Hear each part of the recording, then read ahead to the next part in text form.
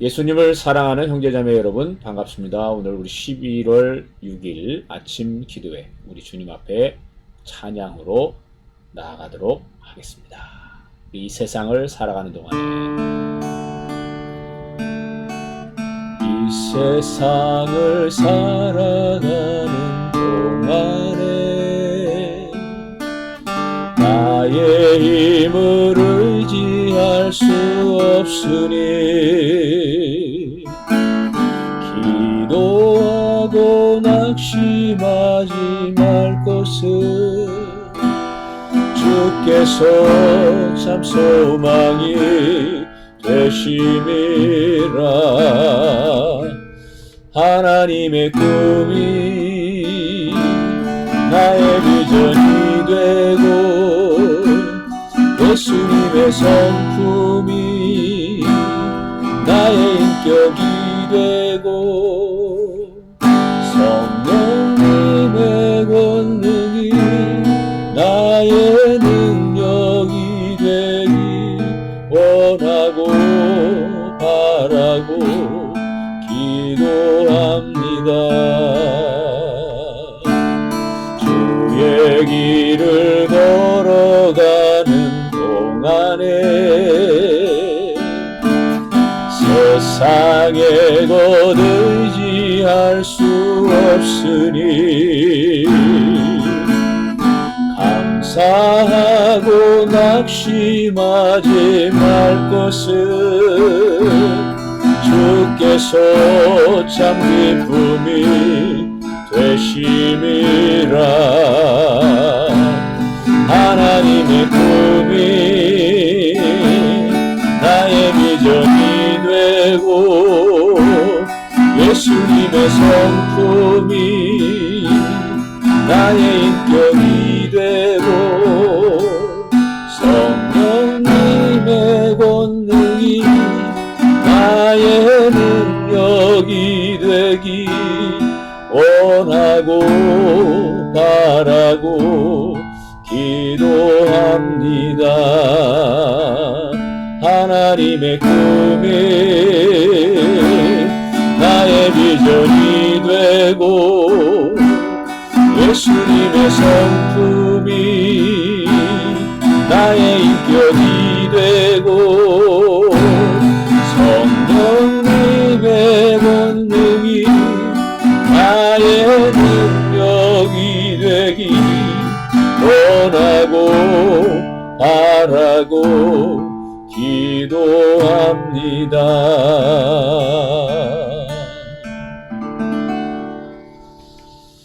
아멘. 오늘 아침 저희는 성경이 무엇을 말하느냐 5번째 시간이 되겠습니다. 우리 지난 시간에는 너희 안에 계신 그리스도에 관하여 함께 우리가 말씀을 나눴습니다. 오늘은 이어서 이 분리의 삶, 우리가 예수님을 만난 하나님의 사람으로 세상과 어떻게 살아가야 하는가라는 주제, 분리, 이 따로 있음에 관하여 함께 말씀을 나누겠습니다. 저와 여러분이 성경을 보면 예수님 당시에 바리새인이 있었습니다. 이 바리새인은 분리주의자들입니다. 그래서 이 바리새인들의 그 위선을 예수님께서 꾸짖으셨는데 바리새인들은 다른 사람들을 바라보면서 우리는 너희와 다르다. 그러니까 너희는 우리와 함께 할 수 없어. 이런 생각을 가지고 자기들끼리 이 종교적인 권력을 유지하고 그걸 휘두르면서 살았습니다. 여러분, 그뿐만이 아니라 우리가 유대인들을 보더라도 유대인들이 그들의 전통에 따르면 이방인의 집에 들어가지도 않고 밥을 함께 먹지도 않았습니다. 이것도 일종의 분리주의라고 말할 수 있겠습니다. 그런데 우리가 오늘 함께 살펴보려고 하는 이 분리, 따로 있음을 동일한 그런 분리의 의미로 이해하는 것이 아니라 우리 성경을 통해서 하나님께서 이 분리에 관하여 어떻게 말씀하시는지 우리가 살펴보려고 하는 것입니다. 저와 여러분도 오늘날 이 시대를 살아가면서 예수 믿는 그리스도인들이 이 교회 안에서만 살아가는 경우가 많습니다. 또 예수님을 믿은 지가 오래되다 보면 예수님을 믿지 않는 친구들, 또 이웃이 없는 경우가 너무나 많습니다. 그래서 대부분 전도를 하게 될 때 관계 전도를 못하고 무관계 전도에 치중하는 성향도 강합니다. 워낙에 너무나 오랫동안 교회 생활을 하다가 교회 생활에만 치중되었을 때 이러한 잘못된 모습을 갖게 되는 것이죠. 그래서 여러분, 우리는 이 분리, 따로 있음에 관하여 잘 이해를 해야 되겠고, 혹여나 이렇게 바리새인이나 또는 유대인들과 같이 분리주의자의 모습을 가져서는 안 되겠습니다. 또한 교회 생활을 하면서 교회에 치중하다 보니 다른 예수님을 모르는 사람들과의 관계가 없이 그저 교회 안에 있는 사람들과만 이 세상을 살아가는 경우의 삶도 우리는 분명하게 경계해야 합니다. 여러분, 우리가 알다시피 예수님께서는 너희는 세상의 빛과 소금이라고 말씀합니다. 즉, 우리가 세상에 들어가서 그 세상 사람들과의 관계 속에서 빛으로 소금으로 드러나야 한다는 것이죠. 여러분, 그러려면 우리가 어떻게 해야 될까요? 이런 분리주의의 삶을 살아가야 되겠습니까? 절대로 우리가 이렇게 살면 안 됩니다. 이 분리주의의 삶을 살면 완전히 세상 사람들과 단절된 삶을 살게 됩니다. 그렇게 됐을 때 우리는 그들에게 어떤 영향력도 끼칠 수 없을 뿐더러 도리어 그들에게 온전하지 못한 사람들로 비춰질 가능성이 훨씬 더 높습니다. 여러분, 저와 여러분이 아는 것처럼 예수님은 죄인들의 친구다라는 별명을 가지셨습니다. 즉, 이 바리새인들, 이 분리주의자들로부터 예수님은 그런 비난을 받으셨죠. 세리와 창기와 어울리는, 가난하고 헐벗고 정말 어렵게 살아가는 사람들의 친구가 되는 사람으로 예수님은 비춰졌습니다. 그래서 여러분, 예수님은 그런 죄인들의 친구가 되셨습니다. 근데 여러분 생각해 보십시오. 이렇게 분리주의자들이 주장하는 것처럼 살아간다면 결단코 예수님처럼 살 수가 없습니다. 그래서 우리가 이 분리를 이해할 때 이 분리주의자들이 이해하는 것처럼 이해하는 것이 아니라 우리 예수님께서 우리에게 본을 보이신 것처럼 우리는 이 분리의 의미를 이해해야만 합니다. 그래서 여러분, 우리가 성경 속에서 고린도후서 6장 17절 18절 말씀에 그러므로 너희는 그들 중에서 나와서 따로 있고 부정한 것을 만지지 말라. 내가 너희를 영접하여 너희에게 아버지가 되고 너희는 내게 자녀가 되리라. 전능하신 주의 말씀이니라 하셨느니라. 아멘. 우리가 이 말씀을 보면 그들 중에서 나와서 따로 있고 부정한 것을 만지지 말라. 이렇게 명령하고 있죠. 우리가 이 말씀을 오해를 하게 되면 분리주의자가 될 수 있습니다. 그러나 이 말씀은 그런 의미가 아닙니다. 만약에 저와 여러분이 물리적인 공간에서 세상과 세상의 사람들로부터 분리가 되려면 우리가 이 지구를 떠나야 되겠죠. 여러분, 그뿐만 아니겠습니까? 저와 여러분이 사는 혈육들 가운데도 예수님을 믿지 않는 사람들이 많이 있습니다. 우리가 그런 사람들로부터 분리해야 되겠습니까? 예수 안 믿는 가족과 떨어져서 살아야 되겠습니까? 여러분, 이런 방식으로 물리적인 의미로 이해하면 이 말씀을 우리가 크게 오해하게 됩니다. 특별히 우리가 신앙생활할 때 너무 지나친 극단주의적인 사고를 갖게 되면 이렇게 균형이 없는 잘못된 길을 선택하게 되는 것입니다. 그래서 여러분, 우리가 예수님께서 죄인들의 친구라는 소리를 들으시면서도 어떻게 예수님은 분리된 삶을 사셨을까요? 즉, 이 분리의 의미를 함께 오늘 살펴보고자 합니다. 우리가 로마서 12장 2절 말씀 같이 읽어봅니다. 여러분은 이 시대의 풍조를 본받지 말고 마음을 새롭게 함으로 변화를 받아서 하나님의 선하시고 기뻐하시고 완전하신 뜻이 무엇인지를 분별하도록 하십시오. 아멘. 오늘 로마서 12장 2절 말씀에 여러분은 이 시대의 풍조를 본받지 말고, 세상을 떠나라는 의미가 아니라 세상의 풍조를 본받지 말라라는 것입니다. 그리고 그 삶은 우리의 마음을 어떻게 하는 거죠? 새롭게 함으로 변화를 받는 것입니다. 우리의 마음. 우리의 마음이라고 했을 때, 즉 우리의 태도와 자세, 그리고 생각을 의미하겠죠. 저와 여러분이 마음과 태도를, 그리고 생각을 세상의 사람들처럼 갖는 것이 아니라 우리가 새롭게 하여서 하나님의 선하시고 기뻐하시고 완전하신 뜻이 무엇인지를 분별해야 한다라는 것입니다. 여러분, 제가 오래전에 우리 그리스도인들도 보면 황혼에 들게 될 때 대부분의 사람들이 어떤 생각을 가지고 있느냐.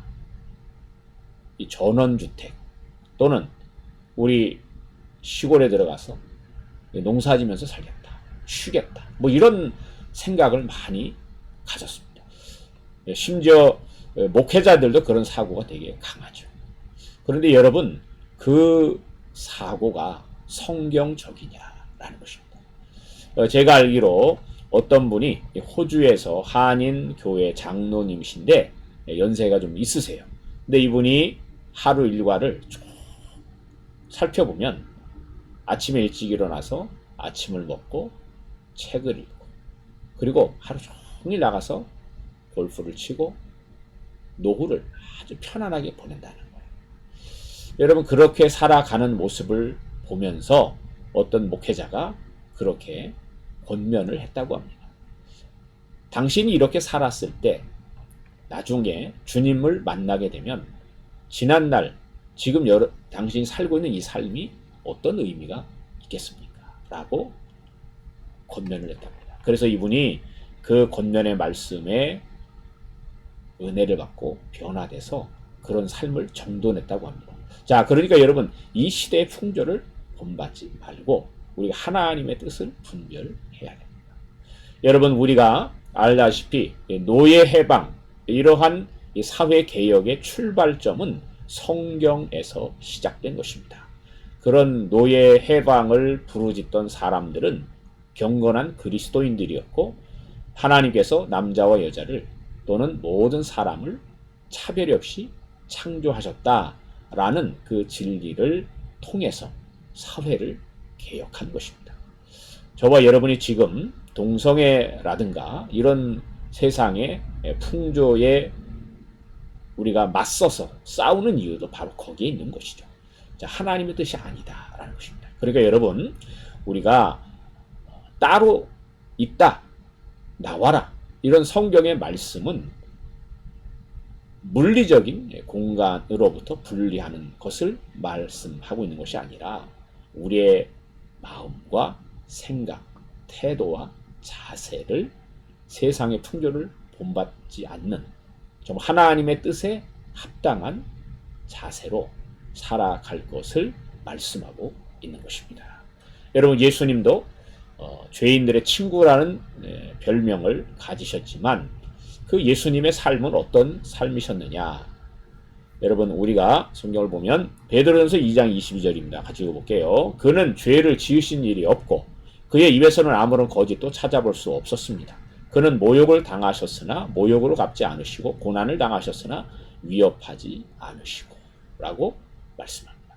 그러니까 우리 예수님께서 이 땅에 계실 때 분명히 세상에 계셨고 또 죄인들과 함께 이야기를 나누시고 그들에게 복음도 전하시고 하나님의 나라를 증거하셨는데, 그들과 함께 어울리는, 밥을 먹고 또 파티를 즐기는 이런 시간들이 있었지만 중요한 것은 그들과 그런 물리적인 공간에 함께하는 것이 중요한 것이 아니라 그렇게 함께하는 순간에도 예수님의 마음과 생각은 하나님의 말씀대로, 그분의 뜻대로 행하는 그 삶을 잘 지켜가셨다라는 것입니다.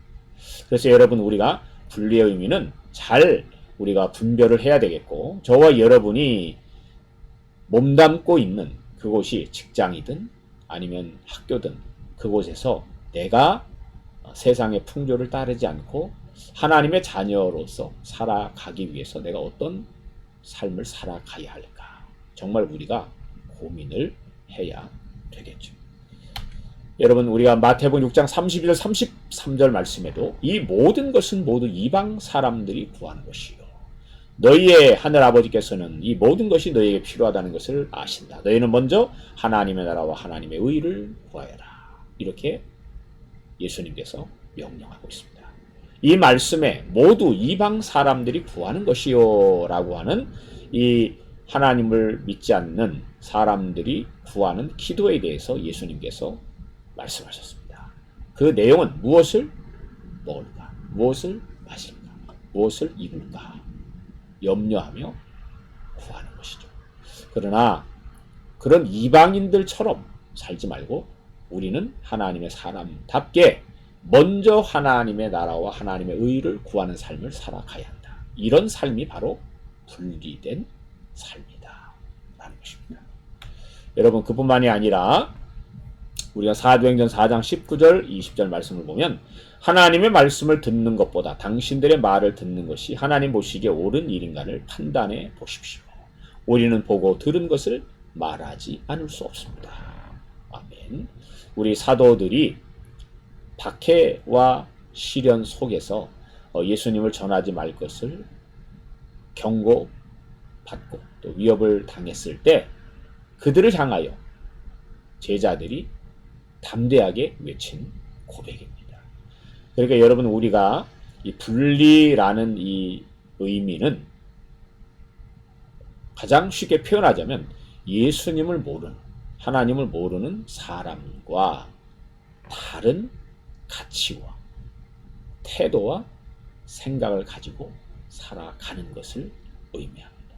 그래서 우리가 세상의 풍조를 따르지 않고 정말 하나님의 뜻을 잘 분별해서 범사에 우리의 모든 삶의 영역 속에 정말 예수 믿지 않는 다른 사람들과 다른, 그런데도 그들에게 도전을 줄 수 있고 또 그들로부터 칭찬을 받을 수 있는, 정말 본보기가 될 수 있는 그 삶을 살아가는 것, 그것이 바로 분리, 따로 있음의 참된 의미다라고 말할 수 있겠습니다. 자, 여러분, 그래서 저와 여러분이 오늘도 우리가 누구를 만나게 됩니다. 어떤 사람을 만나게 됩니다. 특별히 예수님을 믿지 않는 사람들을 만나게 됩니다. 우리가 그런 예수 믿지 않는 사람들을 만나게 될 때 그들과 함께 이야기를 나누고 또 우리 나름대로의 생각을 나누고 이럴 때 정말 우리는 무엇인가 달라야 됩니다. 어떻게 보면 주님 말씀처럼 정말 우리가 기도와 간구와 또 성경 공부를 통해 하나님의 뜻을 잘 분별해서 정말 우리 가운데 매일같이 하나님의 성령의 뜨거운 임재가 충만하기를 소망합니다. 우리 함께 기도하시도록 하겠습니다.